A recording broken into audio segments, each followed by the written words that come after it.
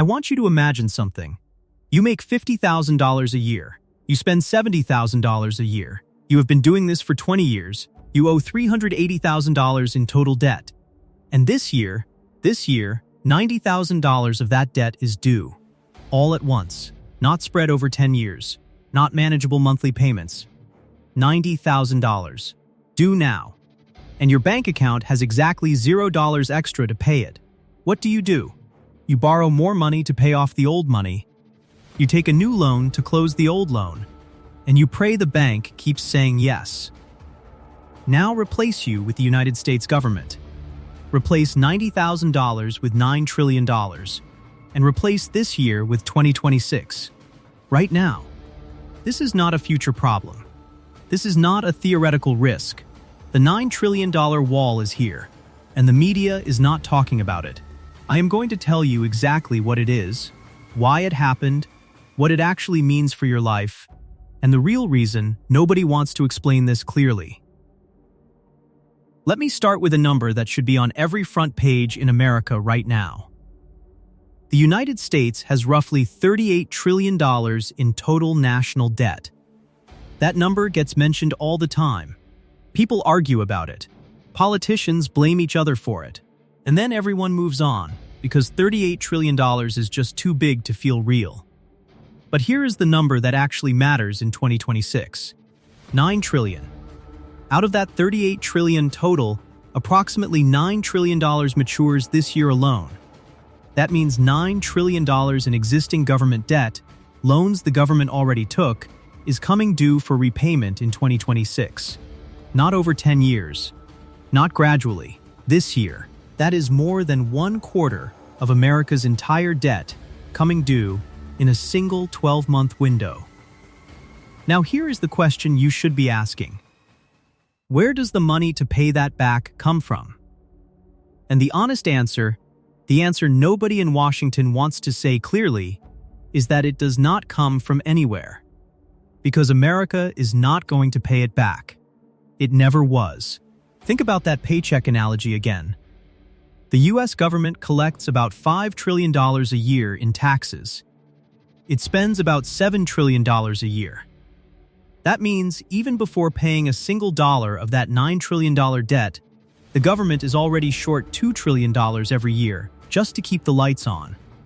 There is no surplus sitting in a vault somewhere. There is no savings account. There is a $2 trillion hole that gets filled by borrowing more money every single year. So when $9 trillion comes due, what actually happens? The government does what every person in debt eventually does when they cannot pay. They refinance.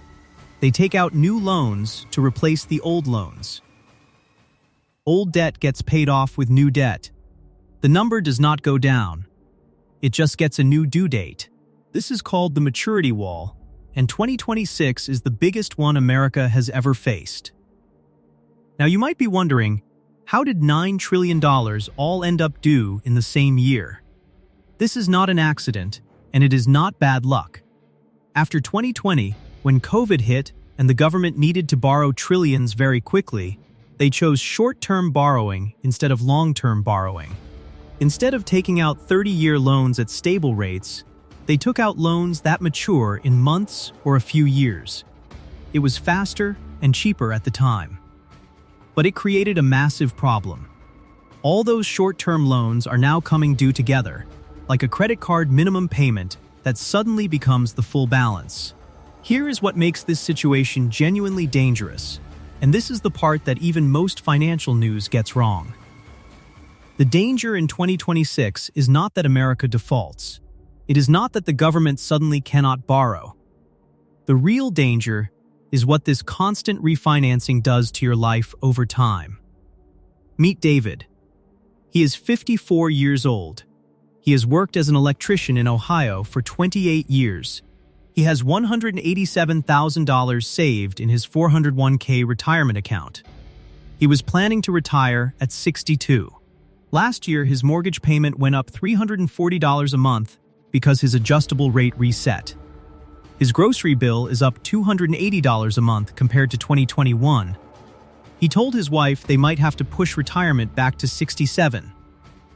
David has never heard of the maturity wall. But the maturity wall is already inside his kitchen, his mortgage, his retirement account, and he does not know it. Here is how it connects. When the government refinances $9 trillion in debt, it floods the bond market with new treasury bills and notes.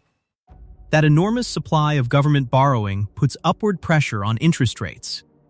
Higher government borrowing rates push up mortgage rates, car loan rates, credit card rates, and business loan rates. Every time Washington refinances its debt at higher rates, it becomes more expensive for David to carry his mortgage, more expensive for small businesses to borrow, more expensive for everyone.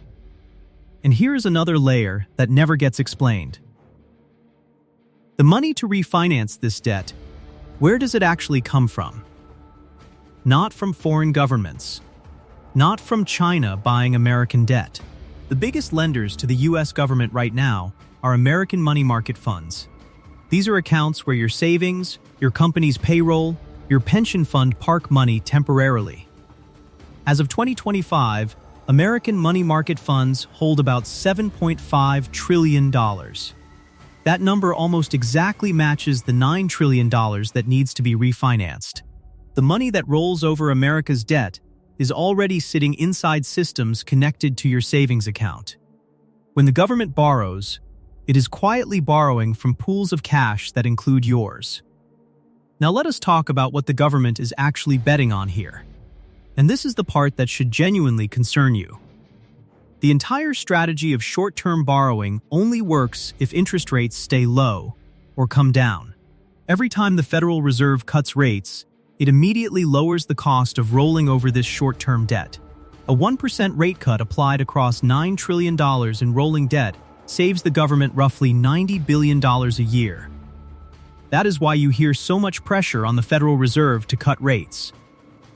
It is not just about helping the housing market or supporting jobs, it is about keeping the government's own interest bill manageable. But here is the trap this creates.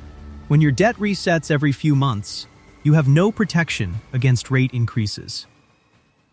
A government that borrowed for 30 years at a fixed 2% is insulated from whatever happens next. A government rolling over 90-day bills has to take whatever rate the market offers every single quarter. That is the trade America made after 2020. It traded long-term safety for short-term flexibility.